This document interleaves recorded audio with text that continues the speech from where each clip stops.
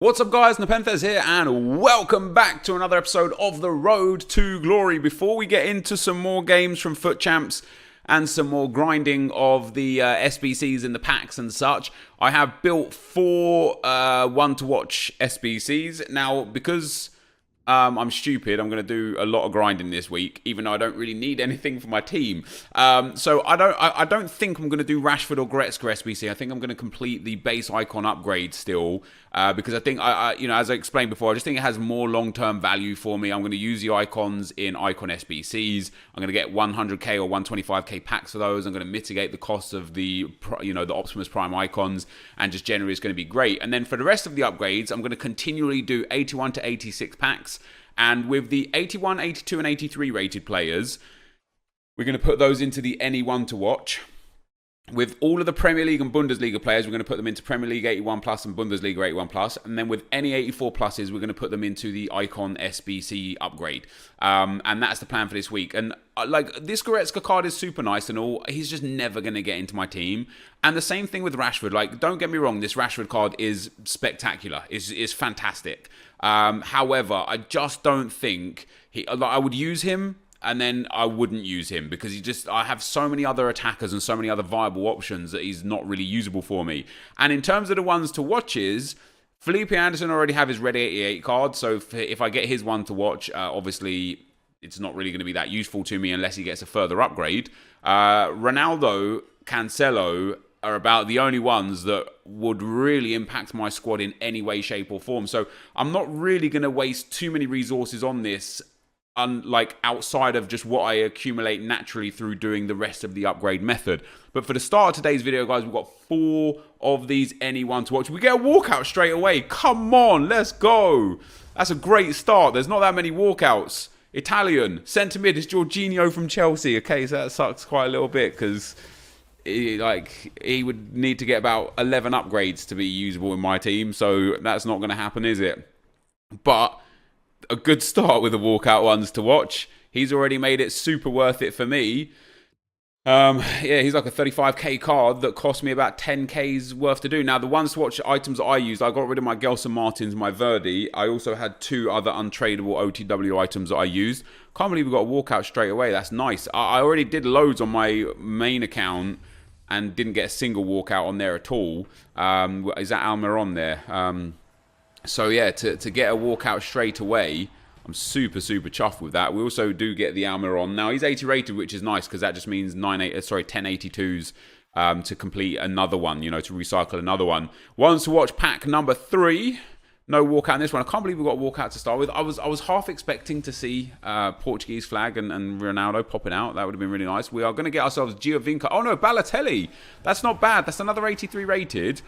It's not bad in the sense that it's not bad, but it's bad in the sense that, again, this card realistically needs, with 66 stamina and 68 reactions, with 79 positioning and relatively low pace, this card needs 5 or 6 upgrades to be even remotely usable, and he's never going to get that between now and the end of the season. So quite a waste of a card, realistically. And then our final ones to watch player, I'm quite happy with what we've achieved so far. One walkout, an 83, and Almiron. And then our last pick is going to be, obviously if I get a duplicate, which we're not going to get, because we're going to get, is that Promes? Oh, it's not. I'm kind of glad it's not, because I already have an untradeable Promes. It's Babel from Fulham. Yeah, and then I'm basically just going to use these ones to keep going when we get the 1082s or 81 through 83s available. So yeah, that is it for now. I will be right back. Okay, guys, so as we get into some more packs and gameplay, I have got some comments from the comment section, but I want to first off just clear up a massive misconception with facts, okay? So there just seems to be, and I see it a lot in the comments, and I never really address it because I just play my own game of FIFA. But there's a lot of people that say, isn't it boring that you just cross all the time? Doesn't it get boring playing FIFA when you do nothing but cross? Isn't it just boring exposing broken game mechanics all the time? And I kind of did talk about this a couple of episodes ago where I said, hey, it's the same thing as when all I was doing was hitting time finesse shots, or at the very start of the game when all I was doing was hitting bicycle kicks. It's the same theory, right? But Eurovinius says, literally every goal he scores is a header from a cross.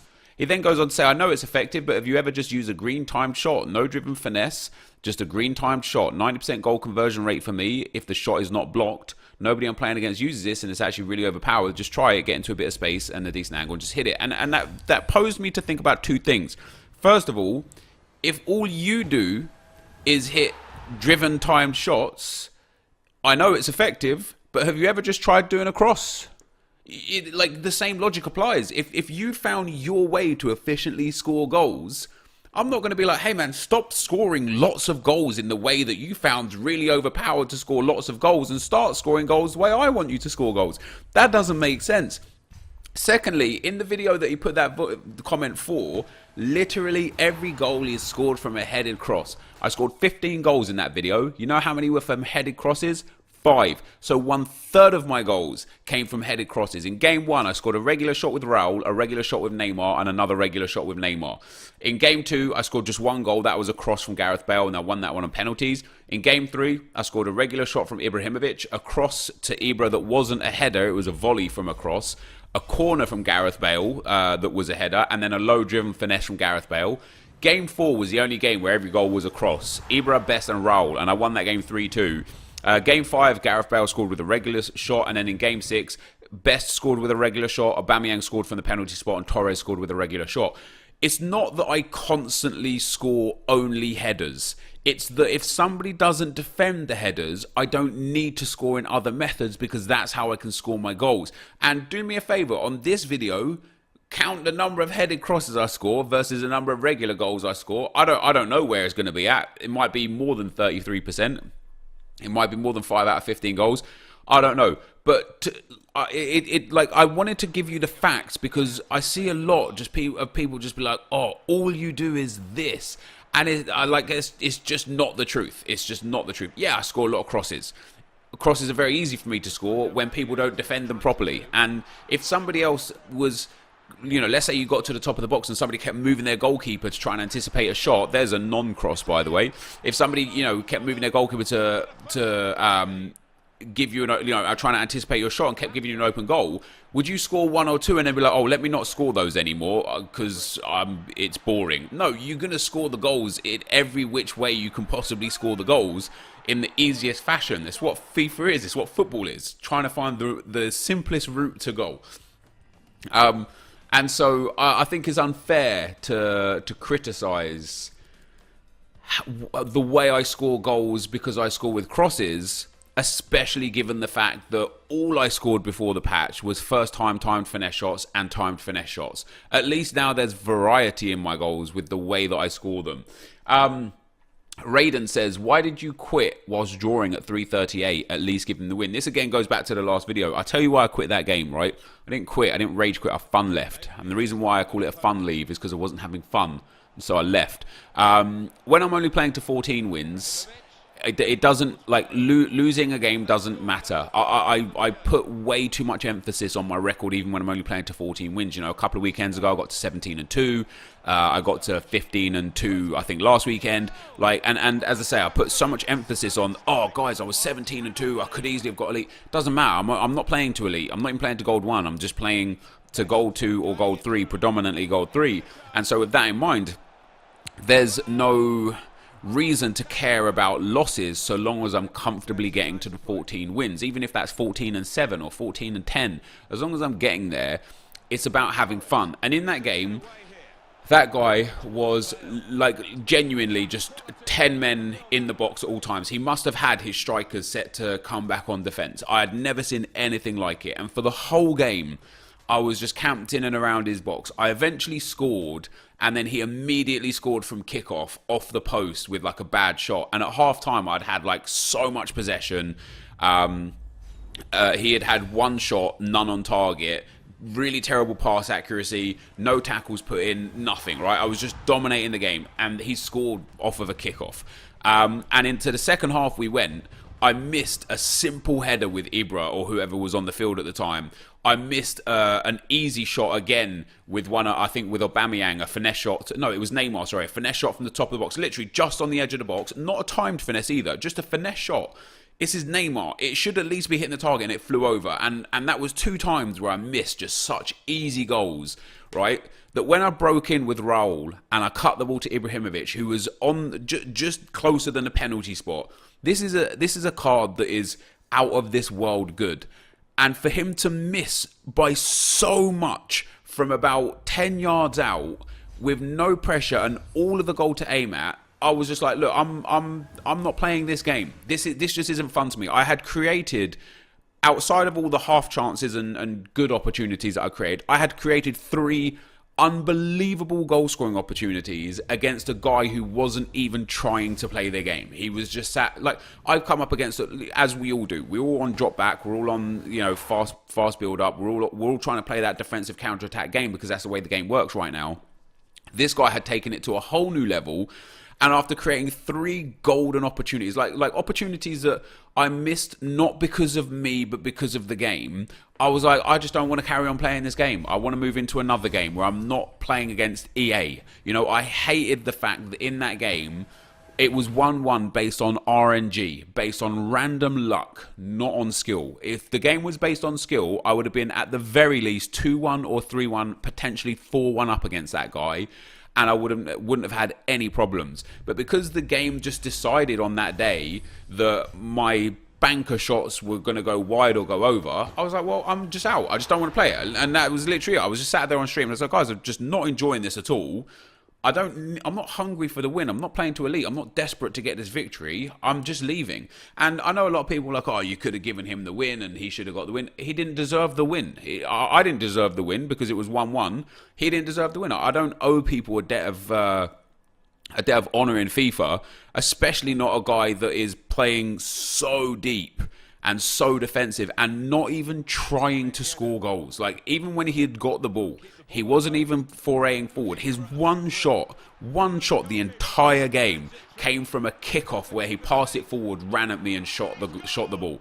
I don't owe him a victory for that. I don't have to give him a victory for that. Just like he doesn't have to play an attacking style of FIFA for me. We both made the choices we made. And for people to get upset with my choices is kind of crazy. And I know me explaining myself as well is also going to frustrate a lot of people and be like, oh, you should know better and you should be better and you should do better. Listen, I get to play the game how I want to play the game. I paid for this game just like you guys paid for this game. I played the hell out of this game. And if I'm not enjoying myself, it's not my responsibility to make sure that guy gets a win because I'm quitting. It's just not.